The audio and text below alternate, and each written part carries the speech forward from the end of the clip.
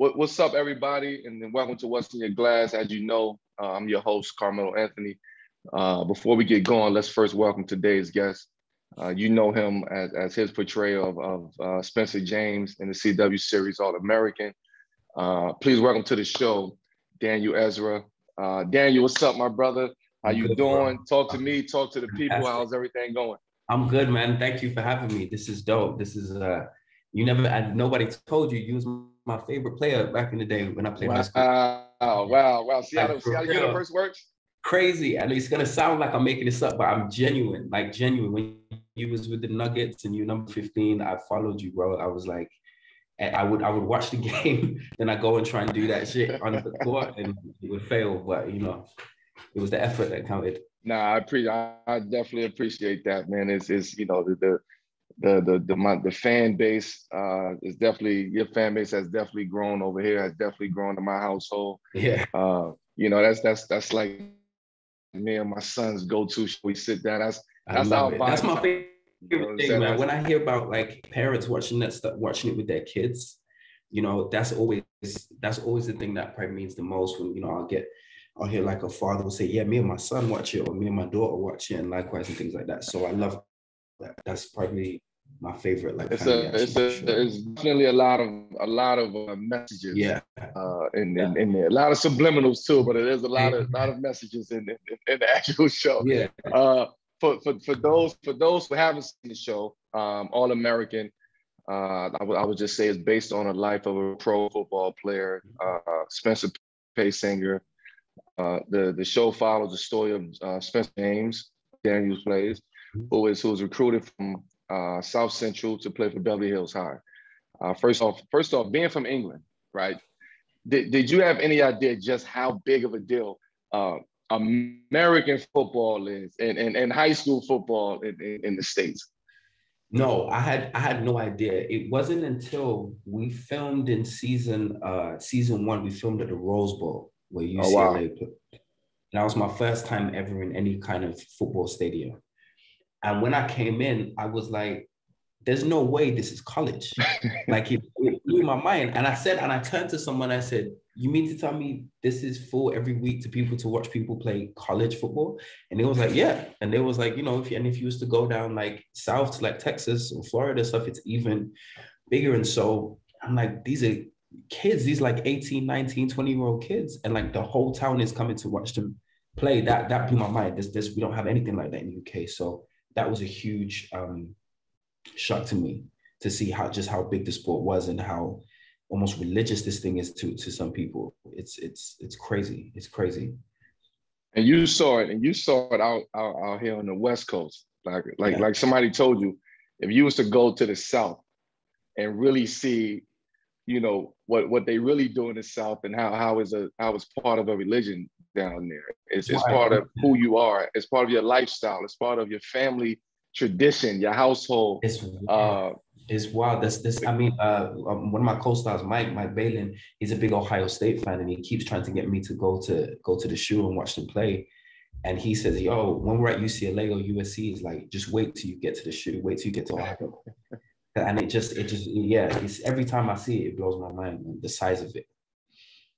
The show All American is actually about football, but it also attracts is attracted to a larger audience than just fans of the actual game of football.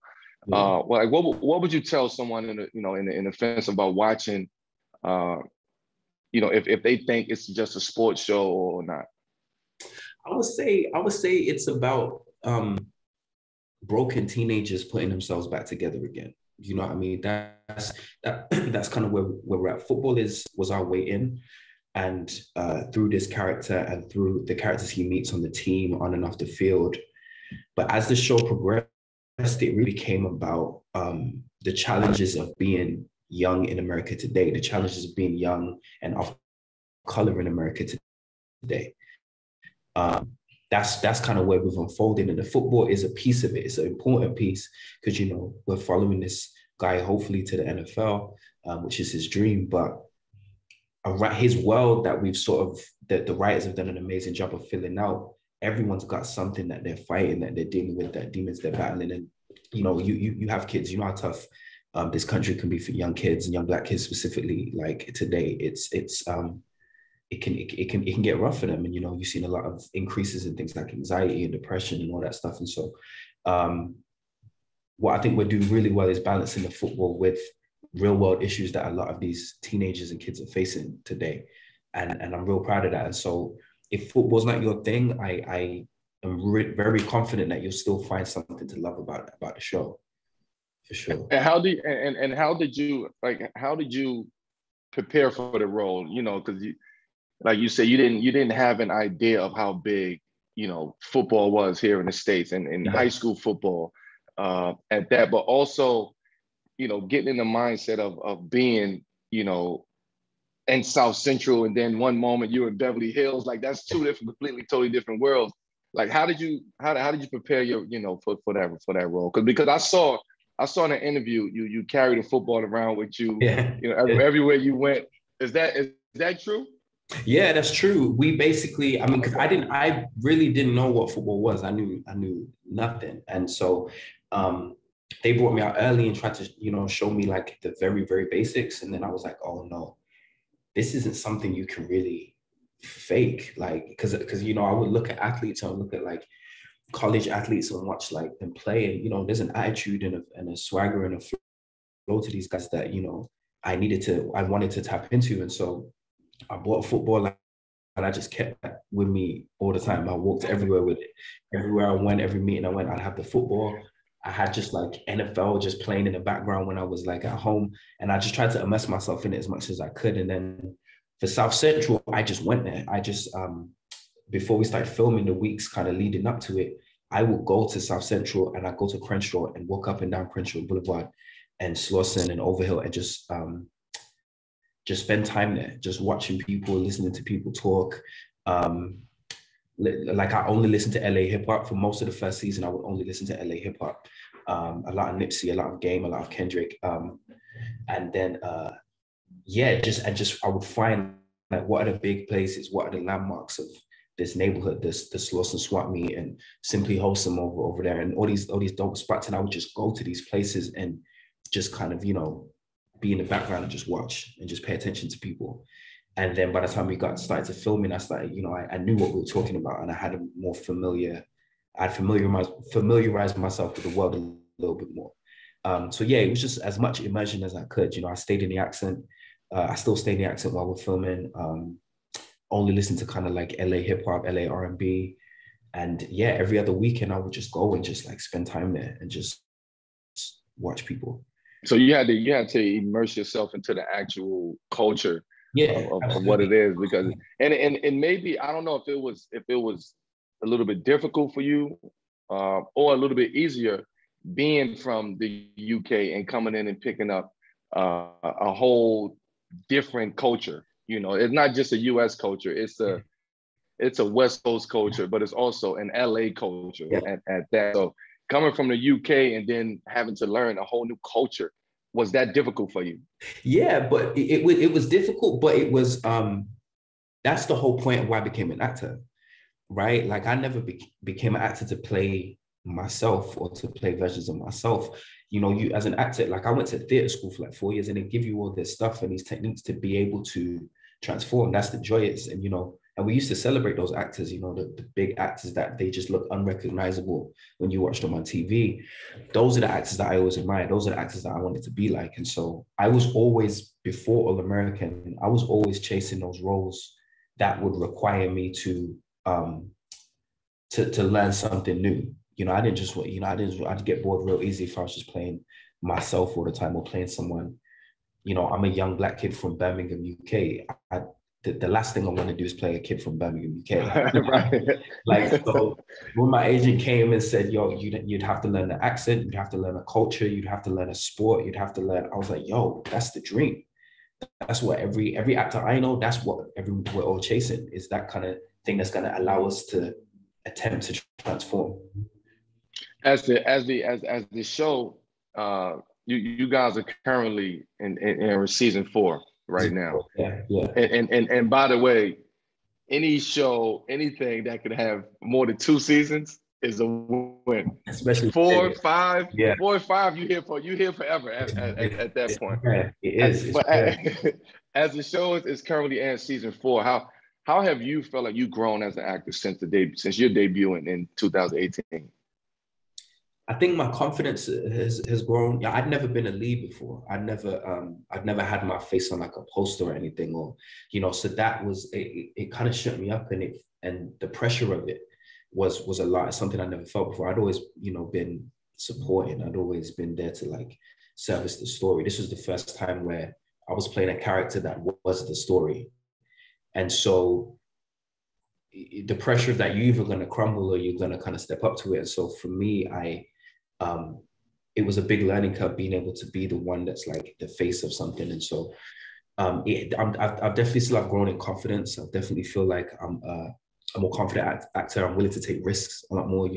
There's so much times in the show where, or acting where I get a feeling or I get an instinct to do something or try something, but then you get scared of like getting embarrassed or getting it wrong, or But now I'm a little bit more fearless on set. I'm a little bit more eager to like try stuff and see how we can make this moment or this scene or this episode better. And a lot of that's just come from being at the center or something, this was the first time I got to experience that. So definitely a confidence for sure.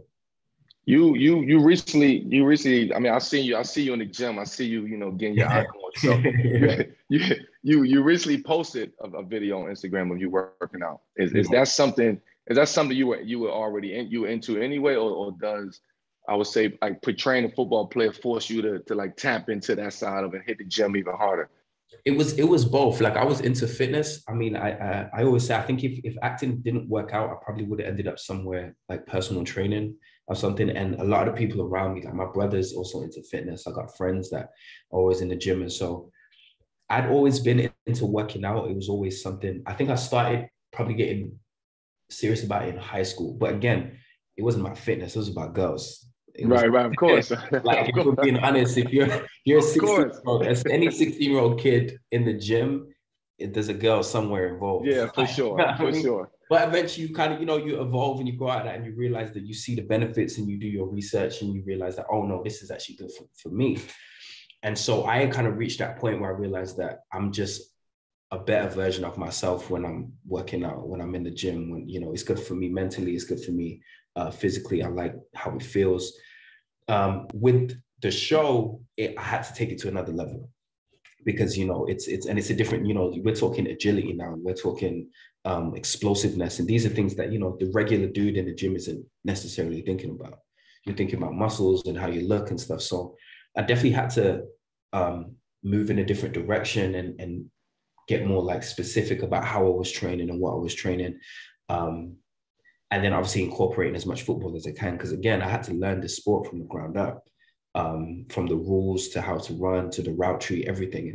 I've still got a long way to go, but, I'm proud to say I'm a lot further from where I started for sure. But so yeah, I just kind of modified my training to include elements of what a regular, high school, college football player would be going through. And luckily I made friends with dudes on the stunt team and people, and I'd say, yo, just take me to the park, run me through what you went through in college, run me through the drills you had to do in school, and just incorporate that into my routine. And so this is a personal question for me. Yeah. When you're on set or you're going through, you're trying to transition into that football player. Yeah. Do you have actual football players there with you that's walking you through it, that's talking you through it, or is it somebody who may know the game who walking you and talking, but never played the game before? Because it'd be tricky sometimes. Absolutely. When we're shooting scenes playing, there's football players everywhere because because our stunt team and the guys that played, like the players, they're made up of ex-college ballers, some of them were in the NFL. Guys who, did their time in the league or did their time in college. And now we're moving into like stunt work and sports work and things like that. And so they've got stories for days. And so I just like to be around them because again, what it's like, it's a different energy. you know, an elite athlete, they move different, they talk different. They're so, they can't turn, I've noticed they can't turn. No, they can't. They can't. We was filming the other day with a bunch of dudes, and they were arguing about which state's got the best football players, whether it's Florida or Cali or Texas. And that stuff, I soak all that stuff up because, you know, that's who this character is. And so I just watch how these guys move and talk, and they're always available for questions. You know, I'll ask them, you know, if like there's something I don't understand, or if something doesn't feel real, I say, yo, did that work? Would someone really do that? Would that be real? And usually I'll go to them before I go to anyone else because they lived it. You know, so sometimes before I go to the writer, before I go to the director, before I go to anyone, I'll go to one of these stunt guys and say, yo, because some of these guys, they were like 2 years ago, this was their life. And so I'll go to them before anyone else and say, yo, did that look right? How was my technique? How was my form? How was, you know, and they'll correct things and they'll move things around and stuff like that. So they're super gracious. So yeah, I'm lucky for that. There's also a video that looks like you're working with Adidas. Is that true? And what can you tell us about that? That was that's not in any official capacity. Hopefully one day, but that was basically just sort of a concept thing that I filmed. They sent me some clothes, and we were sort of building this sort of collaboration. And so that was sort of like the first level of it. And then yeah, the plan is to definitely hopefully do more with them down the line. But yeah, that was like the first level of it. For me, you know, the social media stuff, all my fans know I'm not huge on it, but fitness is a big part of my world. You know, music's a big part of my world. I love music. And so anytime I get to express myself in those kind of ways, I'm usually all for it. And then, yeah, I loved what Adidas had sent me and how they hit me up and how they approach. And so I decided to, you know, return the favor and make something cool for them. You got it. That's you. That's you being proactive. You're being proactive. Exactly. Being proactive. Hi, I'm Kate Mara. I star alongside Adam Scott in Ghostwriter, a new podcast movie from C13 Features, a Cadence 13 studio. 911, what is your emergency? Help me. It's him. Please help. Ma'am, can you give me your address?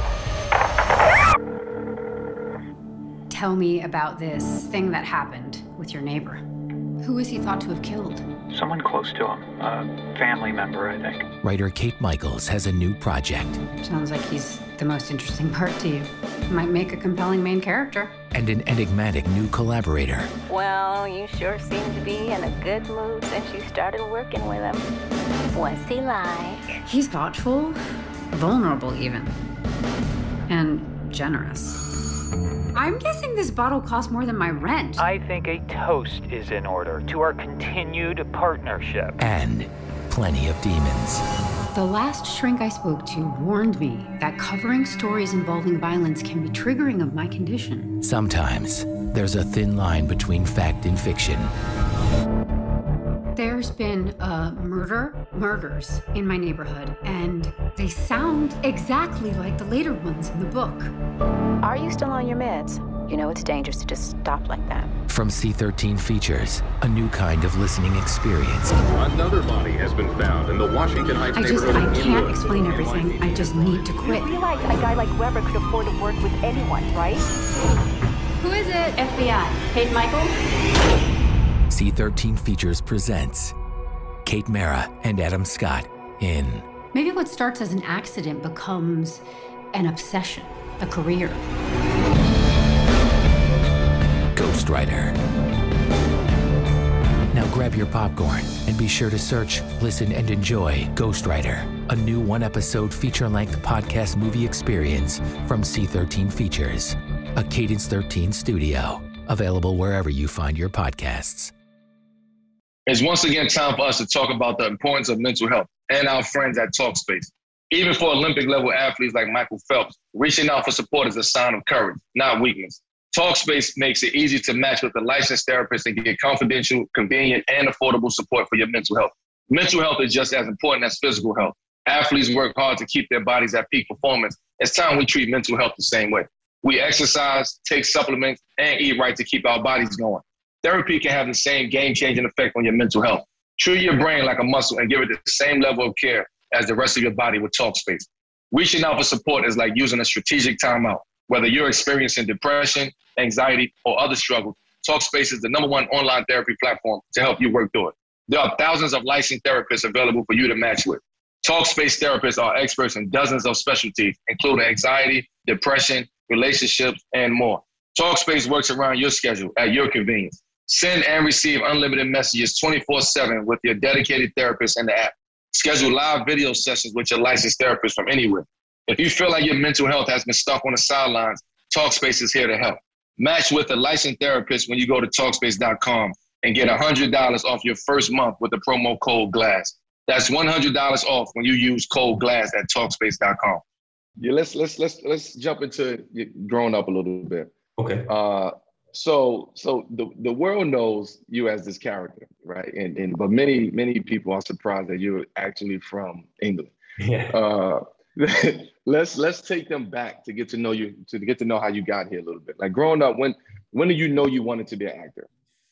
I mean, I would say it was kind of late. I was probably 17, 18, which is late. You know, a lot of kids, they're already in like performing arts schools at like 6, 7 and, you know, learning to sing and dance. I wasn't doing any of that. I was a jock in school. I played, you know, basketball. I ran a little bit. So it was late. And basically we had a teacher in high school who pushed me, really just wouldn't take no for an answer to be in a school production. Every 2 years, my school put on like a performance. And we had a teacher called Mrs. Downey who basically dragged me to rehearsal. And I was saying no. I thought, you know, theater kids, they're weird. I don't want nothing to do with these people. Like, I was like, forget it. But I remember she came, she said, just come for one rehearsal and just see if you like it. I was like, okay, cool. Came, I opened the door, there was girls everywhere. So I was like, all right, I'll stick around for one rehearsal. So I stuck around for one rehearsal and everyone was, it was weird, man. Everyone was singing and dancing and stuff. And then, but slowly but surely, I was like, oh, that's kind of cool. Oh, that's kind of cool. And I found myself, you know, there, and then she was like, I want you to go for one of the lead roles. I said, no way. I said, I'm not an actor. I said, I'm just here. I'm doing you a favor. But she taught me into it. And I got the part, and it ended up being like the most fun I'd ever had at school. And then from that point, and then the next year I enrolled in drama just to see if it was a fluke or see if this is something I really like. That's when she introduced me to Shakespeare. And then that's when kind of my world changed, because, you know, young Black kid in sort of inner city Birmingham, Shakespeare feels so far away. You know, it's something for like, you know, rich, posh people to do, you know, but the way she broke it down, and then I ended up coming across a video of a UK rapper who was mixing Shakespeare with hip hop. Mm. And that kind of blew my mind. And then he basically made this argument that the closest thing we have to Shakespeare today is rap, is hip hop. And he did this test to prove it. He said, you got these like Shakespearean scholars and said, I'm going to give you a line from hip hop. I'm going to give you a line from Shakespeare. And I want you to guess which is a rap line, which is a Shakespeare line. And they completely got it wrong. They thought Wu-Tang was Shakespeare. They thought Shakespeare was Jay-Z. They thought Eminem. It was crazy. And so I'm in school as a young, and this is a dude, like he's in a tracksuit, he's got dreads, he looks just like me. He's schooling these dudes on Shakespeare. And so I was like, oh, maybe I can do this. It kind of gave me the confidence, to be like, you know what, maybe this is for me. Maybe I can try it. And so I kind of dove head first, fell in love with it, used hip hop music and rap music as my way in. And yeah, that was it. From that point, by the end of that year, I was like, I want to be an actor. This is what I want to do. And then I went, when I was 19, I moved to London to go to theatre school. Spent 4 years at theatre school, kind of training, doing more of the same, kind of agent at the end of that. And then, yeah, just started auditioning and pushing. I mean, first of all, I always think that if you tackle theater first, yeah, everything else is easy after that. 100%. And I don't know why it's not. It should be that way over here in the States. Right. You know, I think people should take theater a little bit more seriously in order to really like hone their skills and their craft, right? Yeah. It's you know, like even training too, right? You have trainers over here who have to go through so much and then take another test to be a PT, etc. Whereas in the UK and Europe, it's all in one. You have to know everything. You have to be a PT, a trainer. You have to be a sports trainer. You have to be all of that before you even could come over here. So I look at the same when it comes to theater and acting. Like if you can master theater, it's you're good. And we can see that in the actors today. You know, that comes from the UK or that comes from theater. You can see them how they just glow up on the big screen. And not even just the UK actors. You look at some of the great American actors. You look at Denzel. You look at Samuel L. Jackson. Theater. The late great Chadwick Boseman. All those guys came from theater. You go way back to their resume. Like it's I wouldn't even say it's a British thing. It's you know, all these old school actors that we love, that command our respect, and every time, you know, when there's a new Denzel film out, it's an event. Like you have to go see that. When there's, you know, Samuel Jackson and those guys came from theater, like, and so it's universal. It's not necessarily an American or British thing. But I would say to anyone, British or American, if you have access to it and you have the patience and the grit, like, it's the best foundation you'll get for sure. And like speaking on Denzel and Samuel and all of those guys, just actors, who are some of your favorite actors that you grew up watching? Denzel was kind of at the top of the pyramid for sure. And then it was a lot of, I like Idris Elba. He does his thing. Tom Hardy's another British guy. Damson Idris and Snowfall, I'm a big fan of. So yeah, Amy Adams, I think, is an awesome actress too. She's really cool. Octavia Spencer, I thought she's like everything she does. Every movie she's in, she makes it better.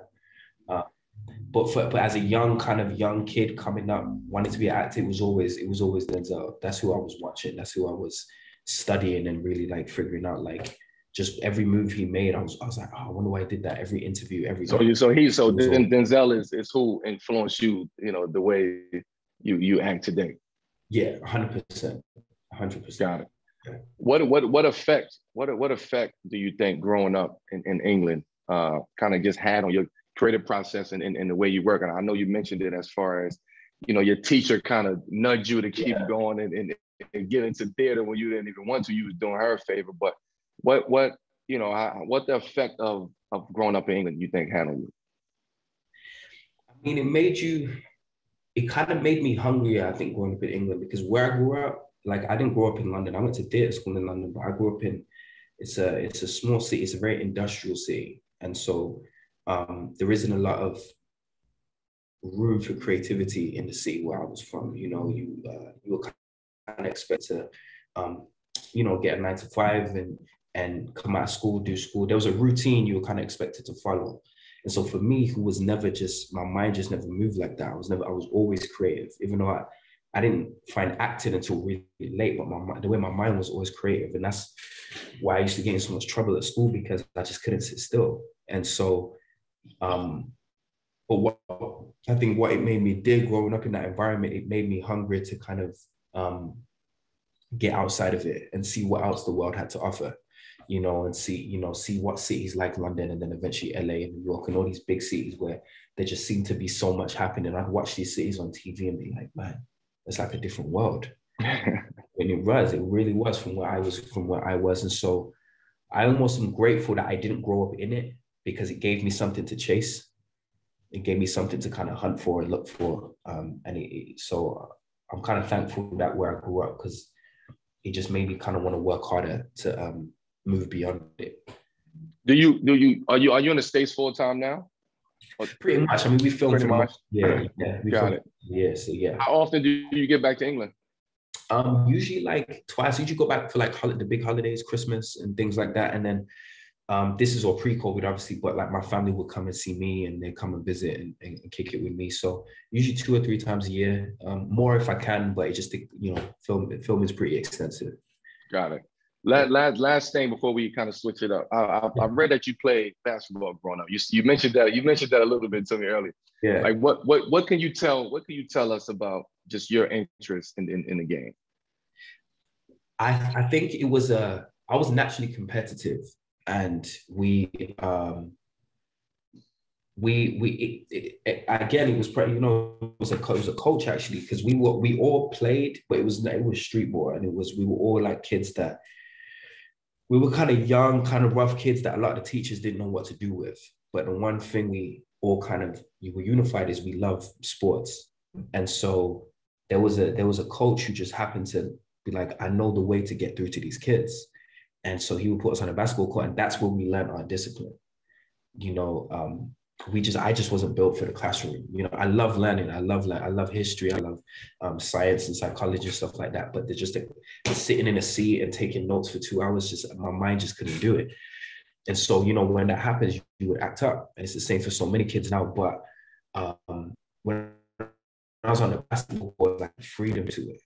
And I was still learning the same values. I was still learning how to follow rules, how to, discipline, and how to, cooperate, work as a team. All those things exist in a basketball game, and you have to be able to do them to a high level in order to win. So I'm learning the skills I needed to learn for life, but I just happen to learn them on the court instead of a classroom. Got it. That's why I think it's important. We should take these sports seriously. They're not just they're more than what meets the eye for these kids. A lot of these kids, that's the only way they're going to learn these important lessons. And so we had a coach that just used the game as a way to teach us how to be men almost. And I'm very grateful for that. And also, it was fun, man. It's just, I love basketball. I can't play for shit no more, but I still love it. Any other sports you're interested in? I mean, I know Englanders, they love their football. And yeah. So who's your team? Who's your club? Growing up, it was Manchester United. That was okay. They really what they used to be. Back when I was growing up, they was unbeatable. They was like a dream team, but so they ain't really what they used to be. But growing up, it was Manchester United. Me and most of my family, but obviously I'm from Birmingham, so it's so Birmingham City was another one. Aston Villa was another one. So we had a couple of teams. But for me and my family, for some reason, we all just love Manchester United. Okay. So I have a soft spot for them. When it comes to athletes, we tend to focus on physical fitness. But there's another side to the game that's just as important. Mental fitness. Calm, the #1 app for sleep and meditation, has teamed up with LeBron James to help you train your mind and become the champion version of yourself. LeBron and Calm know that your mind is like any other muscle in your body, but you don't have to be a world champion to learn how to train it. Calm can help you train your brain so you sleep better, reduce your stress, and perform at your best, just like King James. For LeBron, sleep is a critical part of his mental fitness routine. As he says, quote, getting good sleep and finding time to rest is one of the most valuable things I can do for my body and mind. From the sound of rain falling on leaves to bedtime sleep stories, Calm puts me to sleep within minutes, which means I wake up ready for any challenge, unquote. So if you head to calm.com/glass, for a limited time, you'll get 40% off a Calm premium subscription. With Calm, you have access to the nature scenes LeBron loves, like rain on leaves, and so much more, like sleep stories and meditations, so you can be ready for any challenges that life throws your way. Again, for a limited time, our listeners can join LeBron in using Calm and get a 40% discount on a Calm premium subscription at calm.com/glass. Unlock content to help you focus, ease stress, and sleep better. Get started at calm.com/glass. That's calm.com/glass. Switching gears a bit, man. Let's before we wrap this whole thing up, let's talk about some of the things that you focused on. As a young person in the industry, right? What advice would you give to any kids watching who are thinking about just taking the acting route? I would say take your time and find like a process. It goes back to what we're talking about with theater. What I notice is there's like an impatience that can come in with, and I get it completely, because you see someone you admire on TV and you're like, I want to get there, and I want to get then like right now, I don't want to have to wait. But if something like this All American would have came to me when I was like a kid or if like say I've just finished it at school, got this, and some miracle happened, I got this role, it was in LA, I'd have been a mess by now, bro. I'd have been, I wouldn't have been able to handle it. Emotionally, physically, the physical demands of it, my work ethic, none of it was where it needed to be able to handle this role. So when I first came out, my first role, I didn't even have no lines. I was just in one scene, I was just had to sit there. That was my first ever role. And then my second role, I had 2 lines. And then it just was growing. And then I've eventually got a role where I was in the whole episode. And then I was in 2 episodes, and then, I was in 6 episodes. And then it was a real slow build. And I'm so grateful for that, even though it was frustrating, even though I was, watching people ahead of me, get, their face was on the big screen and they was the lead. And I wanted it more than anything, but I trusted the process, and I trusted that, my time will come. I just got to take my time. But looking back, I learned everything I needed for this role during that time. If I'd have got it without that, I don't know what it would be. I don't know if we'd be in season 4. Wow. Yeah, I really don't. What's next for you? And what's next for you? And do you have any upcoming projects that we can be looking out for? Not just people that we, and I say we, meaning your fans. Yeah, I mean, the next thing that I'm most excited about doing is still with the show, but I'm directing now. Okay. They're gonna let me direct this season, which I'm super excited about. So one of the episodes, look out for one of the episodes this season, because it will say directed by Daniel Ezra. It's something I've been curious about for a while. Just sort of and I guess one of the gifts of being the lead, it means I'm on set all the time. So I get to see all the different things that go into making this show. From the outside, it just looks like it's just actors. There's a whole team of people, cameras, directors, producers, everything that have to, electricians, lighting, that have to make this thing what it is. And so because I'm filming so much, I get to, see everything that goes into it. And one of the elements that kind of caught my eye was the directing, was actually the person who's at the head, who's in charge of putting all this together and deciding how this thing's going to look and feel. And so, and they were, our showrunner and Keiichi and Warner Brothers were gracious enough to say, all right, we're going to give you a shot and let you actually direct an episode. So that's kind of what I'm sort of preparing for right now. And I'm excited. I'm excited for that. Well, my brother, I let me just close this out by saying thank you again, man. And you plenty of nights. You brought me and my son closer and closer together. You've had him throwing things at the TV, talk about the episode and the ending like that. What's going to happen next? We gotta wait till next year to see the season. So these are nice that me and my little man has had, man. I just want to say thank you for joining me today on What's in Your Glass, Daniel, and best of luck with everything you have going on right now. I want to thank the audience for tuning in this week for sure. As you know, please follow, rate, review What's in Your Glass on Apple Podcasts, Spotify, wherever you listen to your podcast. And you can also check the video releases on each week on YouTube. Once again, my brother, it's always love. I'm sure I'll be running across you out here in LA. You have my support. You have my household support. Keep doing what you're doing. We're big fans. We love what you're doing, man. And we'll be tuned in for this new season and everything that you got going on. So I appreciate it, my brother. Yeah, I appreciate you too. And I meant what I said, man. You were a big inspiration for me growing up. I appreciate that. Yeah, so thank you so much. It's meant a lot to me. Thank you. Indeed, my brother. Peace out. Take care.